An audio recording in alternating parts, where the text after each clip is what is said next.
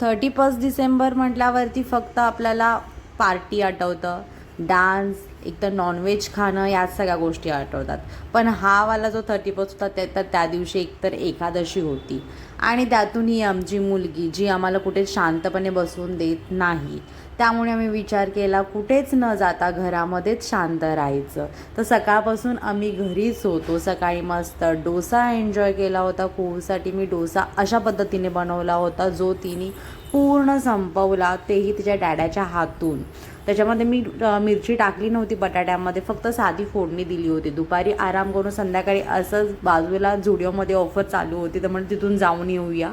Just तिथून आम्ही एक 15-20 मिनटंच तिथं राहिलो असेल. तिथून जाऊन मी असं खूपचे फोटो काढायला बघत होते पण ती काही आम्हाला फोटो काढून देत नव्हती. रिटर्न आम्ही घरी आलो, जेवण केलं.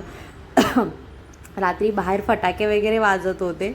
पण आमचं इकडे काय चाललं होतं बघा, कुहू व्हायच्या आधी आहे ना आम्ही दोघंजण 31ला बाहेरच जायचो. हॉटेलमध्ये इतकं वेटिंग असायचं तरी आम्ही थांबायचो, बाहेर मस्त एन्जॉय करायचो. पण हा वाला 31 डिसेंबर इतका पीसफुल गेला आणि एवढा खरंच छान गेला ना. कुहूसोबत खूप चांगला टाईमसुद्धा आमचा स्पेंड झाला. बाहेरून लोकांच्या घरातून गाण्याचे आवाज येत होते पण आमच्या घरातून अशी कुहूची मस्ती ऐकू येत होती. सबस्क्राईब करायला